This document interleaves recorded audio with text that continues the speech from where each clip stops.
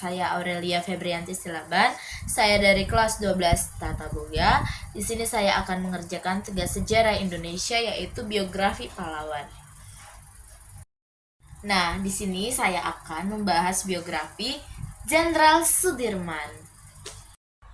Ayah dari Jenderal Sudirman bernama Karsid Kartawi Uraji, seorang pekerja di pabrik gula Kalibaga, Banyumas, dan ibu Jenderal Sudirman bernama Siem. Nah, di sini saya akan membahas riwayat pendidikan Jenderal Sudirman. Jenderal Sudirman menempuh pendidikan dari tingkat SD, kemudian SMP dan SMA di sekolah Taman Siswa, yaitu sekolah yang didirikan oleh Ki Hajar Dewantara. Jadi Jenderal Sudirman ini tuh sekolah dasarnya itu di Taman Siswa, sekolah menengah pertamanya di Taman Siswa, dan sekolah menengah atasnya di Taman Siswa. Lalu dia melanjutkan pendidikan lanjut di sekolah HIK, yaitu Sekolah Guru Muhammadiyah. Sudirman tidak tamat pada saat menempuh pendidikan di HIK Muhammadiyah, namun ia menjadi seorang guru di HIS atau yang setara dengan sekolah dasar di Muhammadiyah di Cilacap dan menjadi bapak pemandu pramuka di HIS tersebut.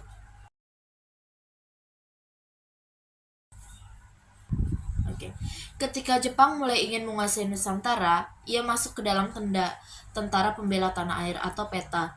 Di Bogor, tamat pendidikan langsung menjadi komandan batalion di Kroya, menjadi Panglima Divisi 5 Banyumas sesudah TKR terbentuk, dan akhirnya terpilih menjadi Panglima Angkatan Perang Republik Indonesia atau Panglima TNI.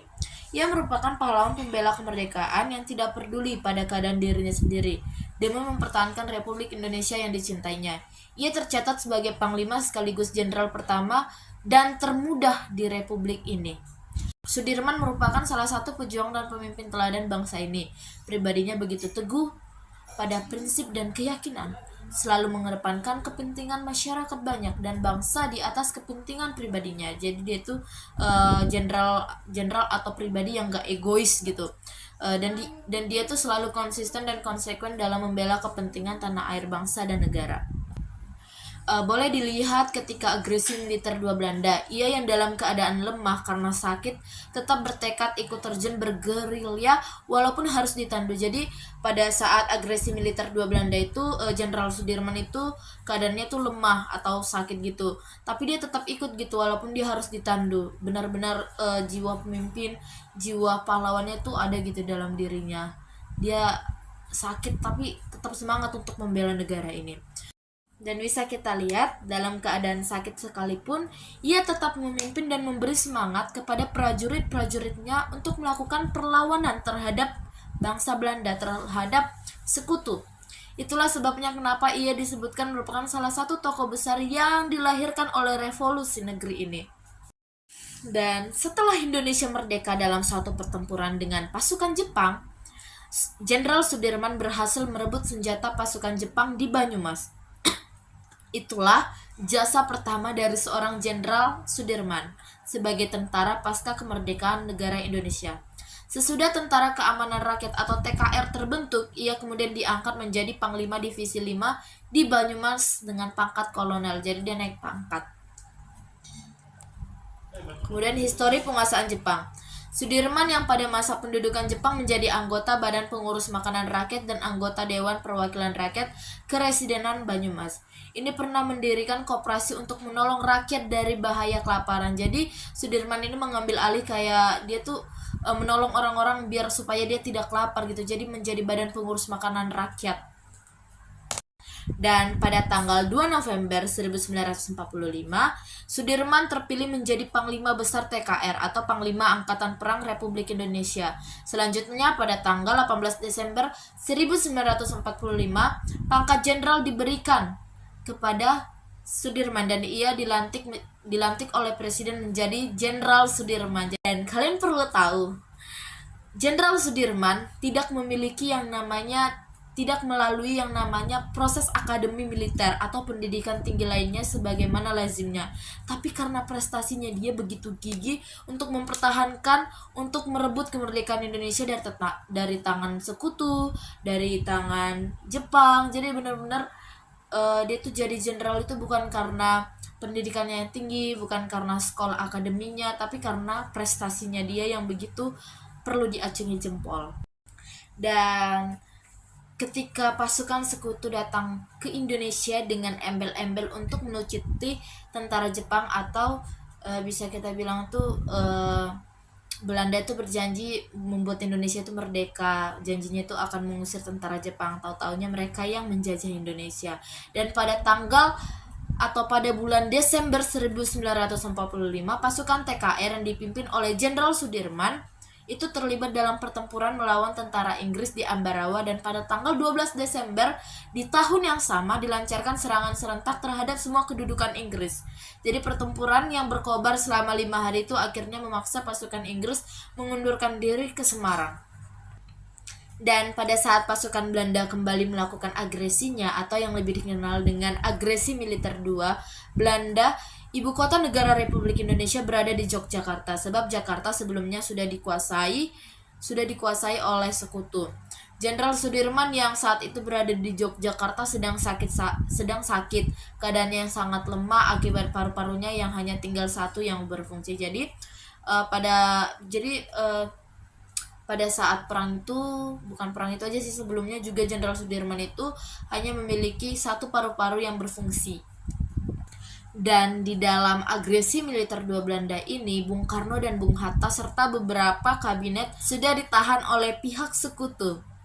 Dan melihat keadaan itu, walaupun Presiden Soekarno sebelumnya telah menganjurkan untuk tetap tinggal dalam kota untuk melakukan perawatan, namun jiwa pemimpin dari seorang Sudirman itu benar-benar bangkit. Jadi dia itu terdorong hatinya untuk melakukan perlawanan terhadap Belanda, serta mengingat akan tanggung jawabnya sebagai seorang pemimpin. Jadi dia punya tanggung jawab, aku harus bisa memimpin negara ini agar negara ini bebas dari penjajahan. Jadi dia benar-benar pemimpin yang benar-benar keren. Di sini saya akan membahas juga histori perang gerilya. Puncak terjadinya perlawanan perang gerilya dengan tentara sekutu terjadi pada tahun 1949.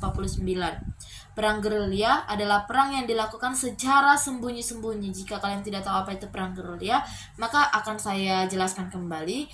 Perang gerilya adalah perang yang dilakukan secara sembunyi-sembunyi, penuh kecepatan, sabotase, dan biasanya dalam kelompok yang kecil tapi sangat fokus dan efektif. Perang ini penuh dengan taktik. Dan perang gerilya ini adalah perang yang penuh dengan taktik. Jadi tokoh besar Indonesia yang ahli dalam taktik gerilya adalah Jenderal Sudirman. Jadi Jenderal Sudirman ini memiliki kelebihan, yaitu memiliki taktik yang gak bisa ditebak oleh lawannya. Jenderal Sudirman membuat Belanda tidak bisa menang melawan pasukan gerilya Indonesia saat itu. Taktik ini kemudian dipakai oleh negara lain, yaitu negara Ho Chi Minh dalam perang Vietnam, sehingga Vietnam Utara menang telak melawan Vietnam Selatan dan Amerika Serikat. Pada saat melakukan perang gerilya, keadaan Jenderal Sudirman juga kurang sehat atau fisiknya itu lemah, karena tadi sudah saya bilang dia itu hanya memiliki satu paru-paru yang berfungsi, jadi satunya lagi itu nggak bisa berfungsi dengan ditandu. Jadi walaupun dalam keadaan sakit, Jenderal Sudirman tuh tetap ingin berada atau memimpin peperangan tersebut. Maka dengan ditandu, ia berangkat memimpin pasukan untuk melakukan perang gerilya. Kurang lebih selama 7 bulan ia berpindah-pindah dari hutan yang satu ke hutan yang lain, dari gunung ke gunung, dalam keadaan sakit dan lemah sekali, sementara obat juga hampir tidak ada.